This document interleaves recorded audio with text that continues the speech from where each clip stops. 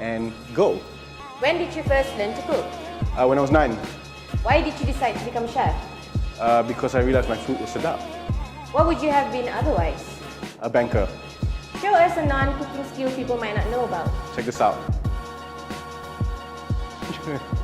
Tell us a food joke. I have one, but it's not appropriate for all ages. So next. Favorite food-related TV show or movie? Ugly Delicious on Netflix, really good. Non-food related? I love adult cartoons, so Rick and Morty, Archer, that kind of stuff. Favorite superhero? Iron Man. Favorite food trend? Pokeballs. Least favorite? The teas with the cheese on top. Favorite junk food? McDonald's.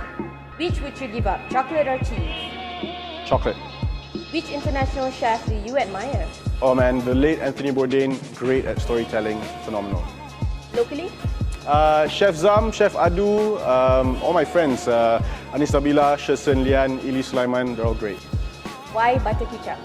Because butter is from the French and ketchup is local, so there's the two cultures there. But also, when we mention Butterkicap, a lot of people are like, hey, I've had that when I was a kid. So yeah, great conversation starter. Kitchen pet peeve? When people put knives at the edge of the chopping board, you know, it's easy to knock and seriously injure yourself. I hate that. 3 most essential kitchen tools? Cloth, knife, sharpening stone. One thing people should know how to cook properly? Steak and eggs or steak and eggs? Proudest recipe creation? All of them. What happens in Butterkicap's kitchen lab? So what we do is we get in local recipes, we remove the agar-agar, and then we present it to the world. And the most important part is we use these things, you know, precise measurement tools like weighing scale and volumetric measuring spoon. Why precise? Because then it's easier to teach people that way. Why is it important to document and share recipes? So that it's easier to teach people. Who would you like to invite to cook in Kitchen Lab? All the makciks out there, the one that has great recipes, I would love to cook with you. A popular cooking or kitchen myth you would like to refute? Searing. They say it's for sealing juices. No, it's for creating a nice crust and it tastes good. Give us a cooking tip. Sear well. Best part about the food industry? Empty plates when people are done eating. Toughest part? Toughest part is the long hours, the amount of effort, and it's bad for your back. Should future chefs go to culinary school? Yes and no. I think if you were to start from scratch, you should go and get a job in the kitchen. Most importantly, find a great mentor. But if you want a good base, go to cooking school.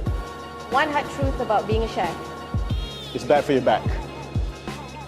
How has the Malaysian food scene changed since you first started? People are a lot more adventurous now and they understand their food better. So we can only move forward from here on. Top 3 food eats in Malaysia? Oh, banana leaf at Ganapati Mess.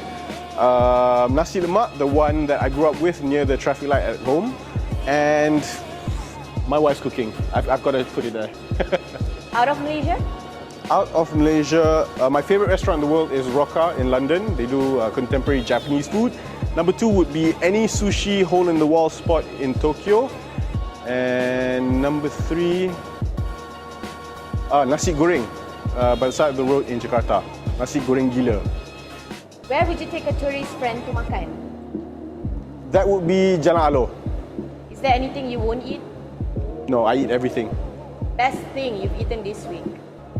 My wife's cooking. Ramly burger or Wagyu burger? Both. Favorite local dish? Nasi goreng. Who makes the best? My kakak at home. What ingredient do you wish it was easier to get? Truffles. Childhood food favorites? Oh, remember that Apollo with the pandan cake inside? That one. Best thing your wife cooks? She used to make great kari ketam. It's still good, but I love her chocolate chip cookies with sea salt on top. Which country have you visited that you find most exciting culinarily? Japan, without a doubt. Foreign ingredient you wish you can cook regularly? Truffles? Final question, what's next on your food journey? I want to build a one-stop center catering business so that when people come, they don't have to go anywhere else. We can get everything done for them.